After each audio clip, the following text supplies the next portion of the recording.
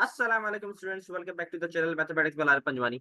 आज का टॉपिक जो है हमारा 9.5 हम पढ़ेंगे, जिसका टॉपिक का नाम है हाइपरबोला। तो सबसे पहले हाइपरबोला को थोड़ा गो थ्रू कर लेंगे। इलिप्स और हाइपरबोला बहुत सारे सिमिलर चीजें हैं इन दोनों के अंदर। क्या क्या सिमिलर चीजें वो भी देखेंगे। एक बेसिकली क्लोज होता है और एक ओपन कर्व होता है। तो यहाँ हमारे पास हाइपरबोला की डायग्राम बनेंगे। तो सबसे पहले इलिप्स, अगर अच्छे से आपकी अंडरस्टैंडिंग इलिप्स की है तो आपको ये सवाल बहुत आसान लगेगा। हमने 9.1 की जिसके अंदर हमने पैराबोला पढ़ा, 9.3 के अंदर हमने पढ़ा एलिप्स, और अब 9.5 पढ़ रहे हैं जिसके अंदर पढ़ेंगे हाइपरबोला। पेपर के लिए मैं आपको प्रिपेयर करूंगा, ये तीन एक्सरसाइज को पक्का करके चलिए, इंशाल्लाह आपके लॉन्ग शॉट दोनों निकल जाएंगे। अगर आपके पास टेंजेंट से रिलेटेड सवाल आ भी जाता है तो आप इसको शॉर्ट में चॉइस में छोड़ सकते हैं, लेकिन लॉन्ग जो आएगा इन तीनों में से ही इंशाल्लाह कहीं ना कहीं से आएगा। देखिए, इस चैप्टर से दो शॉर्ट और एक लॉन्ग लगना है इंशाल्लाह। उम्मीद पूरी है इंशाल्लाह इन तीनों में से दो शॉर्ट और एक लॉन्ग लग जाएंगे। लेकिन चांसेस होते हैं कि एक आध सवाल शायद आ जाए आपके पास टेंजेंट का शॉर्ट में, लेकिन वो चॉइस में निकल सकता है क्योंकि बहुत ज्यादा कॉम्प्लिकेटेड हो जाता है अगर बच्चा सारी एक्सरसाइज करने जाए। तो बेहतर है मैं आपको प्रोसीजर दूंगा। आप 9.1, 9.3, 9.5 तीनों हाइपरबोला पैराबोला एलिप्स तीनों को अच्छी तरह समझ लें, उनकी एक्सरसाइज की प्रैक्टिस करें, इंशाल्लाह आपको पेपर में आराम से सवाल हो जाएगा क्योंकि छोटे छोटे इसके सॉल्यूशन होते हैं, जल्दी हो जाता है। तो यहाँ पर अगर इलिप्स की अंडरस्टैंडिंग है तो ये बहुत आसान आपको लगेगा। बस थोड़ी बहुत चेंजेस है, वो क्या है, यहाँ भी हमारे पास फोकाई होता है, दो फोकस होते हैं। यहाँ भी हमारे पास वर्टिसेस होते हैं जैसे कि वहां होते हैं हमारे पास, ठीक है। यहाँ पर डिफरेंस क्या आ जाता है, दो चीजों का डिफरेंस आ जाता है यहाँ पर। वहां पर हम कहते थे मेजर एक्सिस, यहाँ पर हम कहते हैं ट्रांसफर एक्सिस, ठीक है। जो चेंज आया है, एलिप्स के अंदर हम कहते थे इस फॉर्म को, पूरी वैल्यू को, यहाँ से डिस्टेंस को कहते थे मेजर एक्सिस। तो यहाँ पर हम इसको कहते हैं ट्रांसफर एक्सिस, पहला डिफरेंस। दूसरा, वहां पर हम कहते थे माइनर एक्सिस, यहाँ पर हम कहते हैं कॉन्जुगेट एक्सिस, ठीक है। तो याद रहे ये दो डिफरेंस हमारे पास आ गए। एक चीज एक्स्ट्रा इसके अंदर, वो ये है अजमटोट। अजमटोट ये कौन सी लाइन, ऐसी लाइन जो बेसिकली सेंटर से पास हो रही हो लेकिन दोनों कर्व को टच नहीं कर रही हो, इसको कहते हैं अजमटोट। इसकी भी अपनी इक्वेशन होती है, ठीक है। तो यहाँ पर बाकी सारी चीजें बिल्कुल एग्जैक्टली इलिप्स की तरह है। डिफरेंस क्या आ गया, मेजर की जगह ट्रांसफर आ गया, माइनर की जगह कॉन्जुगेट आ गया, और एक लाइन आ गई जो सेंटर पॉइंट से गुजर रही है और कर्व को टच नहीं कर, उसको हम कहते हैं अचमटोल। तो ये हमारे पास हाइपरबोला की थ्योरी। अब इसके कुछ फॉर्मुलाज वगैरह पे सिमिलरिटीज पे आ जाते हैं, देख लेते हैं केसेस कौन कौन से इसके अंदर। तो ये हमारे पास इसके केसेस हैं, बहुत आसान केसेस हैं, ठीक है। पर थोड़े बहुत डिफरेंस है, जैसे कि अगर आपको एलिप्स याद हो तो यहाँ पर उसके प्लस होता है, ठीक है। यहाँ पर ऐसा कुछ नहीं है, ठीक है। यहाँ पर x square upon a square minus आ गया, y square upon b square equal to 1 के बराबर। कोसाय जो वहां था, यहाँ पर वर्टेक्स भी यही सेम है। End of conjugate plus minus b iota क्यों लगा, क्योंकि कॉन्जुगेट माइनर एक्सिस क्या कहते हैं, कॉन्जुगेट। तो ये एंड ऑफ कॉन्जुगेट का मतलब ये माइनर एक्सिस की बात कर रहा है। डायरेक्ट्रिक्स इसका प्लस माइनस ए अपॉन ई सेम है। एसिम्प्टोट की एक इक्वेशन है जो आपको याद रखनी पड़ेगी, एक नई चीज है जो मैंने आपको बताई भी, ठीक है। फिर हम सेकंड केस पे आते हैं। अगर आपको याद हो इलिप्स के अंदर डिनोमिनेटर इंटरचेंज हो जाते थे, बी स्क्वायर यहाँ पे आ जाता था, ए स्क्वायर दूसरी साइड पे चले जाता। यहाँ पर आप देखिए न्यूमिनेटर चेंज हो रहे हैं, ठीक है। तो इससे आप पहचान सकते हैं कि ये क्वेश्चन हाइपरबोला का है या ये इलिप्स का है, ठीक है। ये इसकी पहचान हो सकती है, ठीक है। बाकी नेगेटिव साइन वही, foci vertex and of conjugate directrix and asymptote, ये इक्वेशन याद रखनी है, ठीक है। ये दो केसेस कब हो गए, जब सेंटर आपका ओरिजिन पे होगा, ठीक है, और एक्सिस अलोंग एक्स एक्सिस। तब ये वाला इक्वेशन हमारे पास बनती है जब एक्सिस अलोंग वाई एक्सिस होगा, मतलब ट्रांसफर एक्सिस, जिसको हम एलिप्स के अंदर मेजर एक्सिस कहते थे, ठीक है। इलिप्स देखिए, मैं बार बार इलिप्स से रिलेट कर रहा हूँ। इलिप्स, अगर आपने इलिप्स की वीडियो नहीं गो थ्रू की तो पहले इसको गो थ्रू करें, इलिप्स को अंडरस्टैंड करें। तो हाइपरबोला बहुत आसान लगेगा, सिर्फ आपको याद रखनी पड़ेगी चीजें, लेकिन बहुत आसान कॉन्सेप्चुअली समझ आ जाएगी। तो ये केस वन और केस टू होगा जब आपके पास सेंटर ओरिजिन पे होगा, ठीक है। और ये होगा जब ट्रांसफर एक्स एक्सिस पे होगा, ये जब फॉर्म लगा होगा जब ट्रांसफर वाई एक्सिस पे होगा। यहाँ वैसे जब सेंटर जब आपका आपका ओरिजिन पे नहीं है, तो सेंटर का एच कॉमा के, जैसे कि लिफ्ट में भी होता था एच कॉमा के कहते थे। Transverse axis parallel to x axis, ये भी कंडीशन वहां आती है हमारे पास। ये हमारे पास उसका फॉर्मूला था। इलिप्स के अंदर प्लस होता है, यहाँ पर माइनस आ गया, ठीक है। बाकी सारी कंडीशन चेंज, बस आपको एसिम्प्टोट के फॉर्मूला या इक्वेशन याद रखनी है आपको, ठीक है। इसके अंदर बाकी सारी चीजें सेम है। इसी तरीके से फोर्थ कंडीशन भी क्या है, transverse axis parallel to y axis हो गया। डिफरेंस क्या है ये देखें, न्यूमिनेटर एक्सचेंज हो गए, ठीक है, बाकी डिनोमिनेटर सेम रहेंगे। एलिप्स के अंदर डिनोमिनेटर चेंज होते थे, ठीक है, यहाँ पर न्यूमिनेटर चेंज हुए, इससे आप पहचान कर सकते हैं, ठीक है। बाकी सारे फॉर्मूलाज जो है वो एग्जैक्टली इसी तरीके की चीजें हैं, ठीक है। अब यहाँ पर चेंजेस क्या क्या है पहले वो देख लेते हैं। For all standard equation of hyperbola we have latus rectum, इसका 2b स्क्वायर अपॉन ए के बराबर होता है। यहाँ पर c बराबर होता है ए मल्टीप्लाई बाई ई, ठीक है। ई की हमारा फॉर्मूला क्या था, सी अपॉन ए था ना, हमने पढ़ा है e is equal to c upon a. तो ए वहां जाके मल्टीप्लाई करा होगा, सी बराबर हो जाएगा ए के। फिर हमारे पास ये फॉर्मूला डिफरेंट है इसके अंदर, वहां पर हमारे पास था एलिप्स के अंदर ए स्क्वायर माइनस बी स्क्वायर, यहाँ पर है ए स्क्वायर प्लस बी स्क्वायर, तो ये डिफरेंट फॉर्मूला है एलिप्स से अगर रिलेट करें, ठीक है। अब यहाँ पर देखते हैं similarities and different between ellipse and hyperbola. तो सबसे पहले हम सिमिलैरिटीज को देख लेते हैं। सिमिलैरिटीज क्या है, अगर देखें दोनों के foci same, vertex same, directrices same, latus rectum same, c is equal to a ही सेम होता है, axis two a two b के बराबर, तो ये वो चीजें हैं जो सेम है दोनों के अंदर, ठीक है। अब डिफरेंस क्या है हमारे पास, यहाँ पर ए की वैल्यू बड़ी होनी चाहिए सी से, यहाँ पर ए की वैल्यू छोटी होनी चाहिए सी से, ठीक है। यहाँ पर देखिए माइनस आता है, जैसे मैंने आपको बताया, यहाँ पर प्लस है। Ellipse is close curve, ellipse जो होता है वो क्लोज कर्व होता है, बिल्कुल ठीक है। ये आपके पास ओपन कर्व होता है, इस तरीके से बना ओपन होता है कर्व, ठीक है। If b and a, b is equal to, अगर बी बराबर होता है ए के, तो ये हमारे पास कंडीशन बनती है ऑक्सिलरी सर्कल की। ऑक्सिलरी सर्कल वाला हमने सवाल किया था इसके अंदर, ठीक है, 9.3 के अंदर। मैं बार बार कह रहा हूँ, इलिप्स की अगर वीडियो आपने गो थ्रू नहीं की, इसको पहले गो थ्रू करें फिर हाइपरबोला करें, वरना आपको हाइपरबोला की चीजें समझ में नहीं आएंगी। इसी तरीके से हाइपरबोला में जब बी ए के बराबर होता है, तो ये रेक्टेंगुलर हाइपरबोला बन जाता है, ठीक है। और ई की value √2 with e is equal to √2 and foci do not coincide, foci जो होता है कोइंसाइड नहीं करता। ये एमसीक्यूज भी इससे आ सकते हैं, इससे रिलेटेड क्वेश्चन भी हमारे पास है, तो वो क्वेश्चन भी अभी हम करेंगे। तो आई होप ये वाला कॉन्सेप्ट आपको क्लियर होगा, अपने पास चीजें नोट डाउन कर लें, ठीक है। अब सिंपल हम क्या कर रहे हैं, अब आगे बढ़ते हैं क्वेश्चंस के ऊपर। बहुत आसान क्वेश्चन है, इससे लॉन्ग आने के चांस बन सकते हैं। जैसे बताऊं कौन से क्वेश्चन है जो लॉन्ग में आ सकते हैं, जो प्रीवियस पुरानी बुक से रिलेट करते हैं। ऑब्वियसली बात है, 100% तो चीजें नहीं बता सकता, ऑब्वियसली बात है, मैं एक अंदाजा लगा सकता हूँ चीजों को गो थ्रू करके या पास पेपर को देखकर, लेकिन आई होप चांसेस है। क्वेश्चन नंबर 1 है, exercise 9.5, find the equation of hyperbola centre origin. देखिए वो बता दिया उससे सेंटर जो है ओरिजिन पे, इसका मतलब केस नंबर 1 और 2 ही अप्लाई हो सकता है, और कोई केस अप्लाई नहीं हो सकता। एलिप्स के अगर क्वेश्चंस किए हुए हैं तो ये क्वेश्चन बहुत ही इंतहा आसान लगेंगे। देखिए, transverse and conjugate axis are 16 and 12। Transverse का मतलब क्या था, एलिप्स से रिलेट करूँ तो मेजर एक्सिस, ठीक है। और कॉन्जुगेट का मतलब क्या था, माइनर एक्सिस, अगर मैं एलिप्स से रिलेट करूँ। तो ट्रांसफर और कॉन्जुगेट एक्सिस जो है वो 16 और 12 है respectively. Also transverse axis along y axis, ये कह रहा है ट्रांसफर एक्सिस जो है वाई एक्सिस है, इसका मतलब केस नंबर हमारे पास 2 हो गया, ठीक है, केस 2 है। Length of transverse axis equal to 16, जो लेंथ होती है ट्रांसफर जिसको हम मेजर एक्सिस भी कहते हैं, वो 2a के बराबर होता है। ये वही कॉन्सेप्ट है जो हम इलिप्स के अंदर पढ़ गया है। 2 वहां जाके डिवाइड किया तो a की वैल्यू 8 हो गई। इसी तरह लेंथ ऑफ कॉन्जुगेट जिसको हम मेजर एक्सिस कहते हैं, वो 2b के बराबर था, 2 को वहां डिवाइड किया तो 12 डिवाइड बाय 2 क्या 6 आ गया। तो ये मेरे पास वैल्यू आ गई a और b की। अब हमारे पास सेकंड जो केस होता है, इसका फॉर्मूला होता है y square upon a square minus x square upon b square is equal to 1। A square की जगह मैं ए की जगह 8 रखूंगा, स्क्वायर अप्लाई करूंगा 64 हो जाएगा, बी की 6 पुट करूंगा, स्क्वायर पर 36 हो जाएगा। तो ये मेरे पास आ गया पार्ट नंबर 1 डन हो गया, बहुत सिंपल सा था। पार्ट नंबर 2 देख लेते हैं। Part number 3, hyperbola passes through. ये अब दो मुझे इक्वेशन, दो पॉइंट्स दे दिए कि हाइपरबोला यहाँ से पास कर रहा है with transfer axis along x axis. इसका मतलब एक्स एक्सिस कह रहा है, इसका मतलब हमारे पास केस नंबर 1 है, दो पॉइंट है हमारे पास, एक ये पॉइंट है, ये point, इससे आपका हाइपरबोला पास करें। पहले मैंने केस नंबर 1 की इक्वेशन लिखी, ठीक है, केस नंबर 1 की इक्वेशन लिख दी। अब मैं क्या करूंगा, ये पॉइंट्स को पुट कर दूंगा इसके अंदर।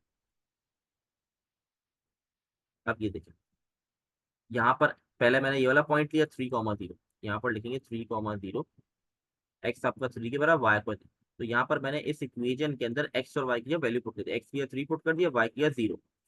3 का स्क्वायर 9 हो गया, ए का स्क्वायर एडिटिव रहा, ये 0 से डिवाइड हो गया 0 हो गया। ए स्क्वायर को वहां ले जाऊंगा और 1 वहां जाकर डिवाइड हो जाएगा, तो ए स्क्वायर की वैल्यू मेरे पास आ गई 9, तो ए स्क्वायर की डायरेक्टली मेरे पास वैल्यू आ गई, ठीक है, बड़ा आसानी से आ गई।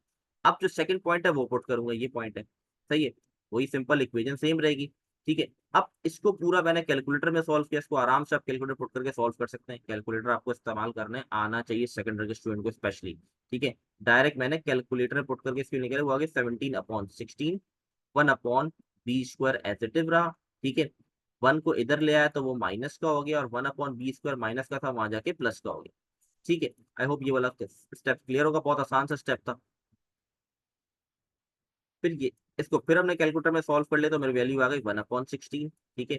1/16 बराबर हो गया 1/b², b² वहां जाके 1 से मल्टीप्लाई होगा, 16 वहां जाके 1 से मल्टीप्लाई होगा, तो b² की वैल्यू मेरे पास आ गई 16।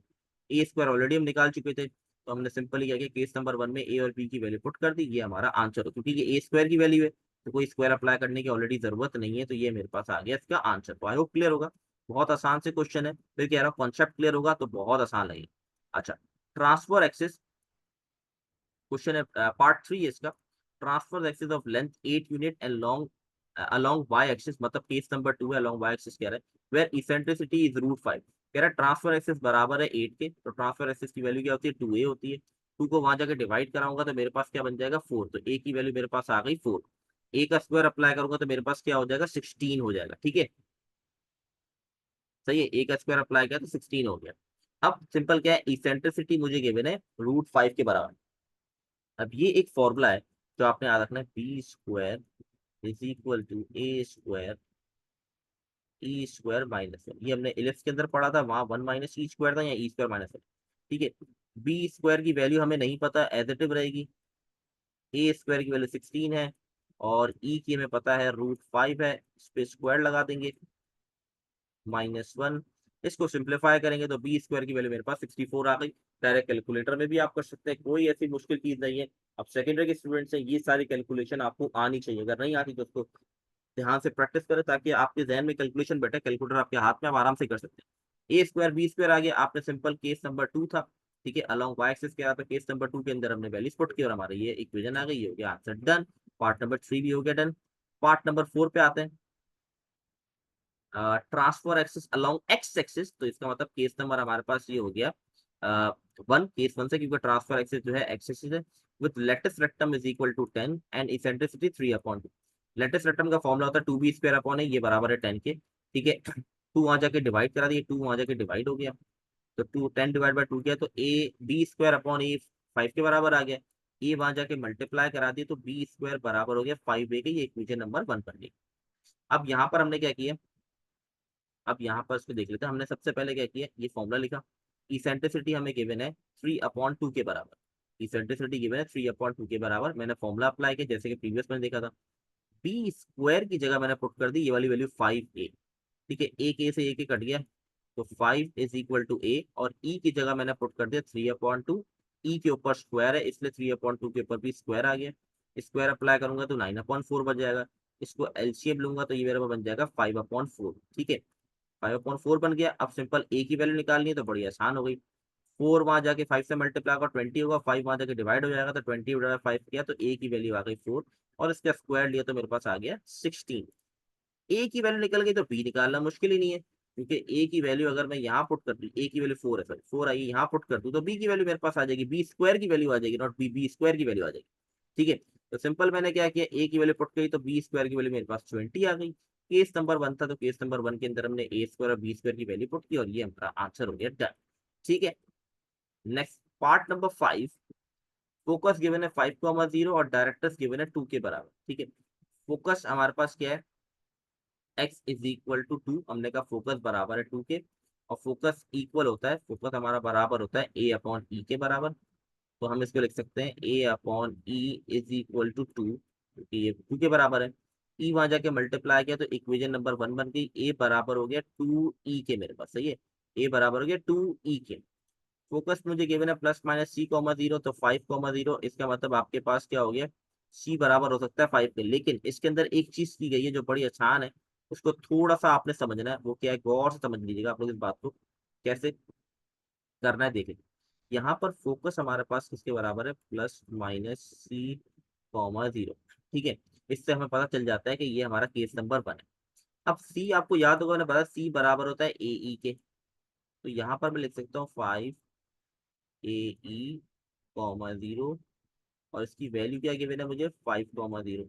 तो इससे मैं कह सकता हूँ कि ए ई मेरा बराबर हो गया 5 के। ठीक है, तो ये मेरे पास इक्वेशन नंबर 2 बन गई, ये मेरे पास इक्वेशन नंबर 1 बन गया। मैंने इक्वेशन 1 को इक्वेशन 2 में पुट कर दिया। इक्वेशन 1 क्या है, देखिए ए बराबर है 2 ई के, तो ए की जगह में लिख दिया 2 ई, और ई ऑलरेडी था, इज इक्वल टू 5, तो ये बन जाएगा 2e² इज इक्वल टू 5। 2 वहां जाके डिवाइड हो जाएगा तो ई स्क्वायर बराबर हो जाएगा 5/2 के। यहाँ सॉल्यूशन हुआ वैसे, रूट ऑन बोथ साइड करूंगा तो ई की वैल्यू मेरे पास आ गई रूट के अंदर 5/2। ई की वैल्यू को पुट कर देंगे इक्वेशन नंबर 1 के अंदर, ई की जगह लिख दूंगा √5/2। ठीक है, ये मैंने पुट कर दिया। अब ये हो गया 2 रूट के अंदर 5/2। अब मुझे ए स्क्वायर की वैल्यू चाहिए, तो स्क्वायर ऑन बोथ साइड कर दूंगा। यहाँ भी स्क्वायर अप्लाई हो गया, और यहाँ भी, यहाँ स्क्वायर अप्लाई किया तो 2 बन जाएगा 4, और यहाँ पर जब स्क्वायर अप्लाई करूंगा रूट से स्क्वायर कट जाएगा, ये आ जाएगा 5/2। ठीक है, कटिंग कर देंगे, 2 1 जा 2 2 जा, और 2 मल्टीप्लाई होगा 5 से, तो ए स्क्वायर की वैल्यू आ जाएगी मेरे पास 10। ठीक है, ए स्क्वायर की वैल्यू देखें यहाँ पर आ गई 10। बी निकालना है तो ये वाला फॉर्मूला इस्तेमाल करेंगे। ए की वैल्यू पता है, ई की वैल्यू पता है, सॉल्व करेंगे, हमारे पास बी स्क्वायर आ जाएगा 15, और सिंपल हम केस नंबर 1 की इक्वेशन पुट करेंगे तो हमारा ये आंसर हो जाएगा। तो आई होप ये वाली चीजें आप लोगों को क्लियर होगी। आगे मूव करते हैं क्विकली। पार्ट नंबर 6, इसेंट्रिसिटी 3 के बराबर, फोकस 8 0 के बराबर। जैसे कि फोकस में प्रीवियस सवाल में हमने क्या किया था, प्लस माइनस C 0, सी की जगह लिख दिया AE, तो AE बराबर हो गया 8 के, और इसेंट्रिसिटी क्या गिवन है 3। तो ऑलरेडी मैंने 3 पुट कर दिया, 3 को वहां जाके क्या कर दूंगा, डिवाइड। ठीक है, 3 को मैंने वहां जाके डिवाइड कर दिया, तो ए की वैल्यू आ गई 8/3, और स्क्वायर अप्लाई किया तो 8 का स्क्वायर 64, और 3 का 9 हो गया, तो ए स्क्वायर बराबर हो गया 64/9। और इस फॉर्मूले के अंदर पुट करके पी निकाल लेंगे, जो आ गया 512/9। ठीक है, सिंपल हम इक्वेशन में पुट करेंगे और हमारा ये आंसर आ जाएगा, इसको रेसिप्रोकल कर देंगे, तो ये 9x² upon 64 minus 9y² upon 512 is equal to 1। बहुत आसान था, कोई ऐसी मुश्किल चीज नहीं थी इसके अंदर। पार्ट नंबर 7 क्विकली मूव करते हैं आगे। यहाँ पर मुझे इसेंट्रिसिटी 2 के बराबर और वर्टेक्स इवन है 0,4। वर्टेक्स ए के बराबर होता है, इसका मतलब ए की वैल्यू आ गई 4, स्क्वायर अप्लाई किया तो ए स्क्वायर हो गया मेरे पास 16। ये फॉर्मूला हम पढ़ते हुए आए, ए भी पता है, ए भी पता है, तो बी स्क्वायर की वैल्यू आ गई 48। सिंपल हमने पुट कर दिया, क्योंकि वर्टेक्स से हमें पता चल गया कि ये केस नंबर 2 है, इसलिए केस नंबर 2 के अंदर हमने पुट किया, और ए स्क्वायर और बी स्क्वायर की वैल्यू, तो ये हो गया हमारी इक्वेशन डन। क्वेश्चन नंबर 2 पे मूव करते हैं। क्वेश्चन नंबर 1 अलहमदुलिल्लाह हमारा डन हो गया। आई होप क्लियर है। अगर कोई भी क्वेश्चन है, क्योंकि मैं क्विकली लेके चल रहा हूँ चीजों को, क्योंकि बहुत सारी चीजें ऐसी जो आप लोग को आनी चाहिए। सिंप्लीफिकेशन एक ऑलरेडी हम सवालों को शुरू में गो थ्रू कर चुके हैं, तो बहुत सारे सवाल बड़े सिमिलर होते हैं, वही चीजें हो रही होती हैं, तो इससे थोड़ा क्विकली लेके चल रहा होता हूँ। Question number 2, find the equation hyperbola centre 1,3। अब सेंटर ओरिजिन पर नहीं है, सेंटर की वैल्यू 1,3 है। ठीक है, तो अब इस पे क्या करना पड़ेगा, हमारे पास केस नंबर 3 और 4 की बारी है। ठीक है, केस नंबर 3 और 4 अप्लाई होगा इसके अंदर। ठीक है, अब इस पे भी हमारे पास पार्ट्स है। फोकस गिवन है 2,3, इसेंट्रिसिटी गिवन है √3, where transverse axis is parallel to x axis. इसका मतलब पैरेलल एक्स एक्सिस है, इसका मतलब ये केस नंबर 3 से रिलेट कर रहा है। सेंटर h, के बराबर होता है, इसलिए h की वैल्यू बराबर होगी 1 के, और k की वैल्यू बराबर होगी 3 के। फोकस c प्लस h, के बराबर होता है, तो इस हम कंपेयर करेंगे, 2 बराबर हो जाएगा c plus h is equal to 2 के बराबर हो गया। h को वहां जाके माइनस करा दूंगा, और h की वैल्यू ऑलरेडी मैं निकाल चुका हूँ 1, तो h की जगह 1 पुट किया तो c आ गया मेरा 1 के बराबर। और k मेरे पास ऑलरेडी ऊपर आ चुका है, अगर वापस कंपेयर करूंगा तो 3 ही आया, देखिए दोनों बराबर ही आए। तो मेरे पास क्या, h is equal to 1, k is equal to 3, और c इज इक्वल टू 1 आ गया। सही है। अब C की जगह मैं AE पुट कर सकता हूँ। क्यों AE पुट कर सकता हूँ भाई, क्योंकि मैं बता चुका हूँ C बराबर है AE के, तो AE इज इक्वल टू 1 के बराबर कर दिया। E को वहां जाकर डिवाइड करा दिया, और E की वैल्यू, इसेंट्रिसिटी की वैल्यू मुझे गिवन है √3, तो A बराबर हो गया 1/√3। स्क्वायर लगाऊंगा तो A स्क्वायर बराबर हो जाएगा 1/3 से, क्योंकि स्क्वायर से रूट कट जाता है, तो A स्क्वायर की वैल्यू आ गई 1/3। फिर वही सिंपल ये वाला फॉर्मूला अप्लाई किया, ए भी पता है, ई भी पता है, तो आपके पास बी स्क्वायर की वैल्यू आ गई 2/3। ये आपके पास केस नंबर 3 का फॉर्मूला है, एच की जगह 1, के की जगह 3, बी स्क्वायर की जगह 1/3, बी स्क्वायर की जगह 2 ए स्क्वायर की जगह 1/3, बी स्क्वायर की जगह 2/3, रेसिप्रोकल करेंगे। ठीक है, तो ये हमारे पास आ गया आंसर डन। चाहे तो और सिंप्लीफाई करना चाहे तो कर सकते हैं, यहाँ भी छोड़ दे तो कोई मसले की बात नहीं है। ठीक है, क्वेश्चन नंबर 3 हमारा, find the eccentricity foci and vertices. कुछ डिफरेंट डिफरेंट चीजें हमें निकालनी है। हमें एक इक्वेशन गिवन है, इस इक्वेशन से क्लियरली पता चल रहा है केस नंबर 1 है, क्योंकि एक्स स्क्वायर पहले आ रहा है, अगर वाई स्क्वायर लिखा होता तो मैं कहता केस नंबर 2 है। कंपेयर करेंगे इसको, तो ए स्क्वायर बराबर होगा 9 के, कंपेयर किया इसको बी स्क्वायर बराबर 16 के। क्या क्या चीजें चाहिए, eccentricity, foci, vertices and latus rectum. Centre की जरूरत वैसे है नहीं। सी square is equal to a square plus B square, तो सी की वैल्यू, ए स्क्वायर की जगह 9 पुट किया, बी स्क्वायर 16 पुट किया, प्लस के 25 हो गया। Square on both, root on both side करेंगे, तो सी की वैल्यू मेरे पास आ गई 5 के बराबर। सी की क्या जरूरत थी, क्योंकि इसेंट्रिसिटी निकालना था।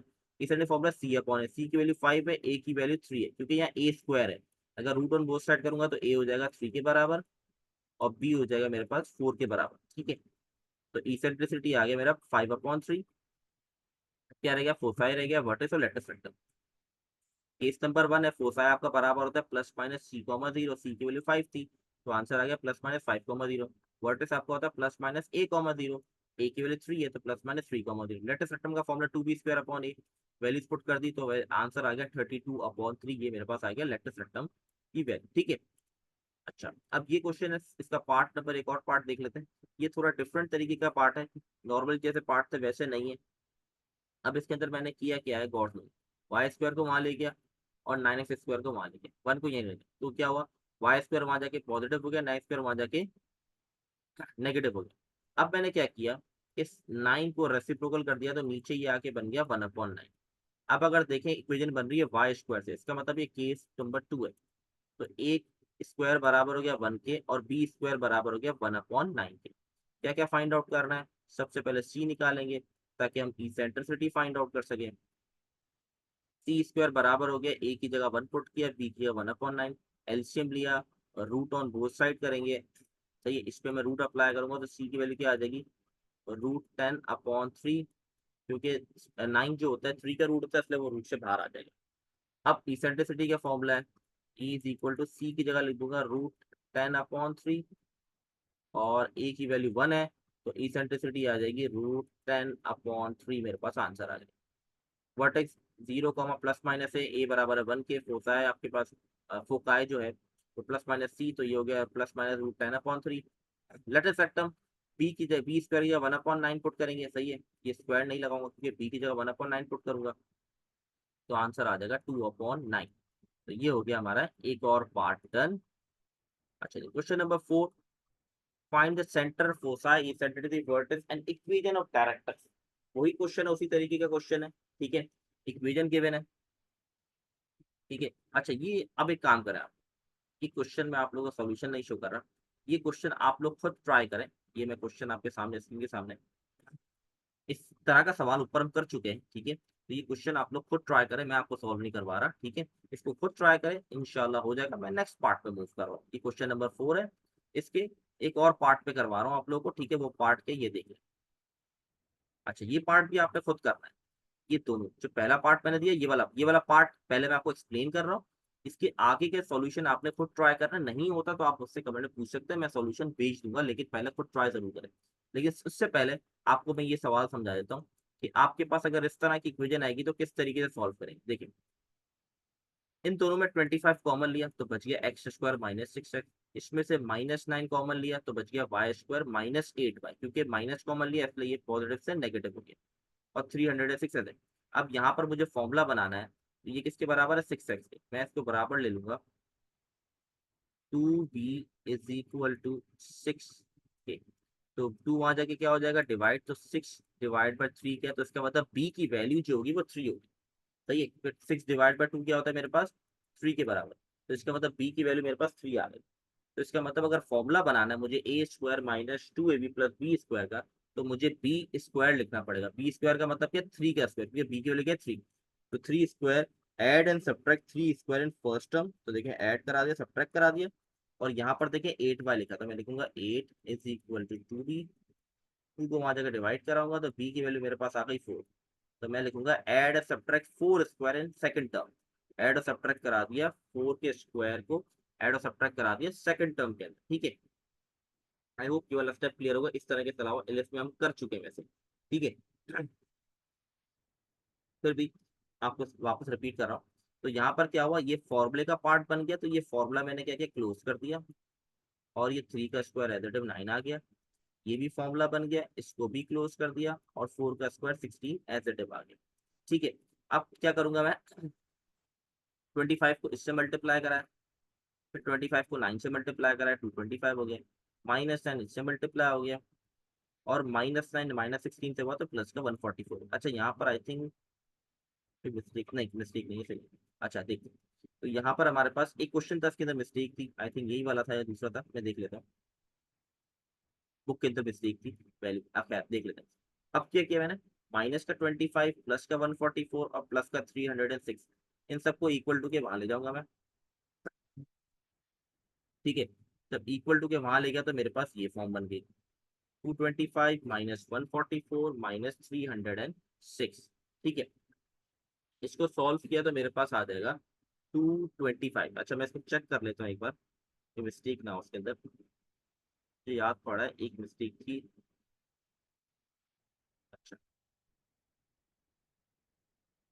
ये मेरे पास आ रहा है माइनस का 225, ठीक है, माइनस का आ गया 225। अब क्या करेंगे, अब इसके अंदर इंपॉर्टेंट चीज क्या है,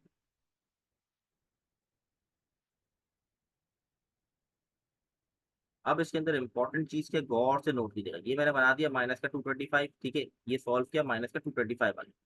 अब यहाँ पर नेगेटिव टर्म आ रही है जो कि नहीं आनी चाहिए, तो मैं क्या करूंगा, ये एक टर्म है और एक ये टर्म है, इसमें से अगर माइनस कॉमन ले लूँ तो क्या फर्क पड़ेगा, जब मैं माइनस कॉमन लूंगा तो ये पॉजिटिव हो जाएगा और ये नेगेटिव हो जाएगा। तो नीचे अगर आप स्टेप देखें तो यहाँ पर यही किया है, मैंने डायरेक्ट कर दिया स्टेप, ठीक है। देखें, 9y-4 का होल स्क्वायर पहले लिख दिया क्योंकि वो पॉजिटिव हो जाएगा, और 25x-3 मैंने बाद में लिख दिया क्योंकि वो नेगेटिव हो जाएगा। कॉमन लेने से क्या हुआ, लेफ्ट और राइट साइड पर मैंने नेगेटिव साइन काट दिए, मैंने डायरेक्ट स्टेप कैसे समझा रहा हूँ, काट दिए, तो ये हुआ कि इससे ये पॉजिटिव में आ गया। अब मुझे इक्वेशन बनानी है तो मैं क्या करूंगा, 225 को डिवाइड, क्योंकि हाइपरबोला में क्या होता है, हाइपरबोला इलिप्स तो इक्वल टू 1 के बराबर होना चाहिए, इसीलिए मैं 225 से डिवाइड करा दूंगा बोथ साइड। तो 9 डिवाइड बाय 225 यहाँ भी आ जाएगा, यहाँ भी आ जाएगा 225, और यहाँ पर भी आ जाएगा 225। ये कट जाएगा तो 1 आ जाएगा मेरे पास, 25 बनता है, 25 9 था 9 आ जाएगा, 9 बनता है 9, 25 था 25 आ जाएगा। ये मैंने आपको इक्वेशन बना के दे दी। अब आपने इस इक्वेशन को यूज करते हुए इसेंट्रिसिटी, डायरेक्ट्रिक्स और ये सारी चीजें निकाल के मुझे दिखानी है, ठीक है। ये निकालना बहुत जरूरी है, ये निकाल के आपको दिखानी है, ये आपने खुद ट्राई करना है, फिर मैं इंशाल्लाह आप लोग को सॉल्यूशन शेयर कर दूंगा अगर आपसे नहीं हुआ, लेकिन ट्राई जरूर करें, बुक के पीछे आंसर भी मौजूद है, ठीक है। चलिए, लास्ट 2-3 क्वेश्चन रह गए तो उसको जल्दी से वाइंड अप करते हैं। Find the eccentricity of the hyperbola whose latus rectum is double the transverse axis.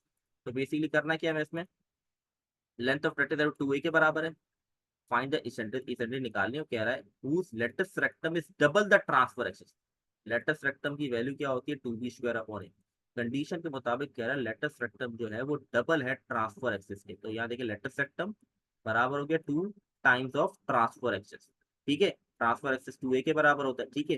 Latus rectum का फॉर्मूला है 2b² अपॉन ए, ये मल्टीप्लाई होकर बन जाएगा 4a, ए को वहां जाके मल्टीप्लाई कराऊंगा तो a² बन गया, 2 1 जा 2 2 जा, तो b² बराबर हो गया 2a² के।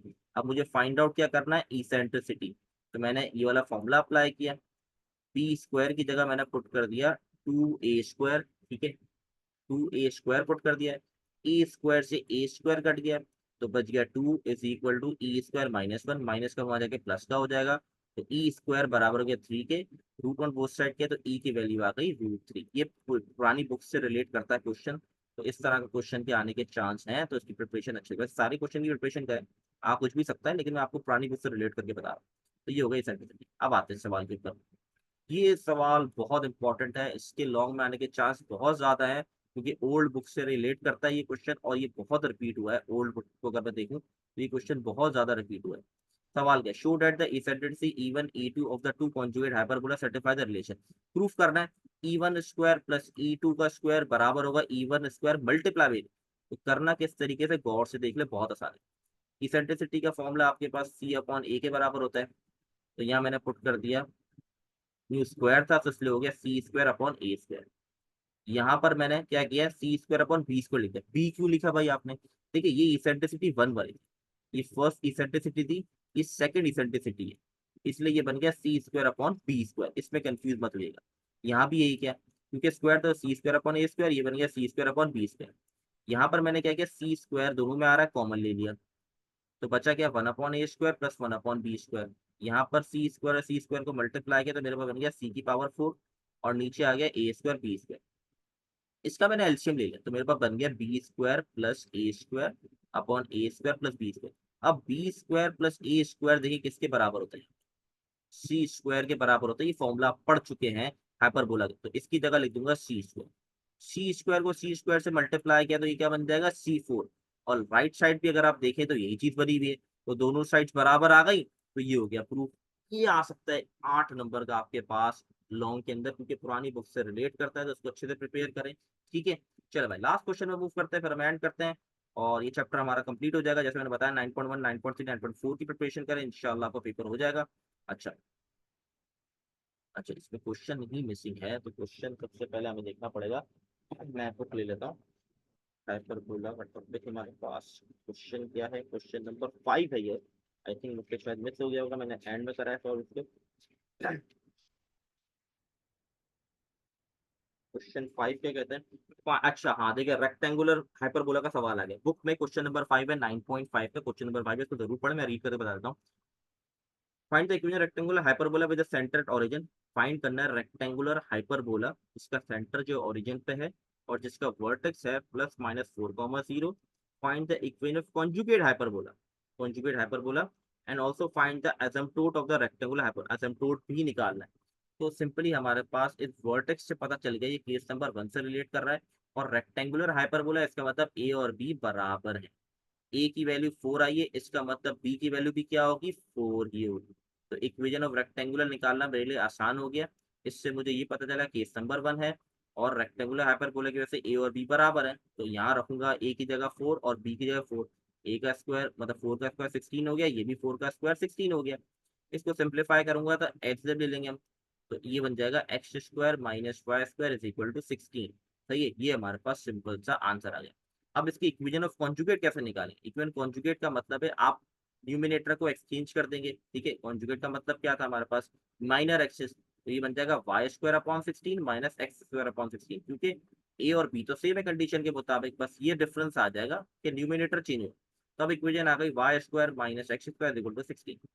इक्वेशन असिम्पटोट क्या होता है पहले केस का, वो ये बराबर plus minus b upon a x. B की वैल्यू 4 है, ए की वैल्यू 4 है, 4 से 4 कट गया तो ए वाई आ गया मेरे पास प्लस माइनस एक्स के बराबर। तो ये हो गया आपका चैप्टर कंप्लीट। आई होप आप लोग को चीजें क्लियर होंगी। अगर कोई भी कंफ्यूजन हो तो आप पूछ सकते हैं। इंशाल्लाह नेक्स्ट वीडियो में हम थोड़े एमसीक्यूज को भी गो थ्रू करेंगे और चैप्टर नंबर 12 को। तब तक के लिए अल्लाह हाफिज़।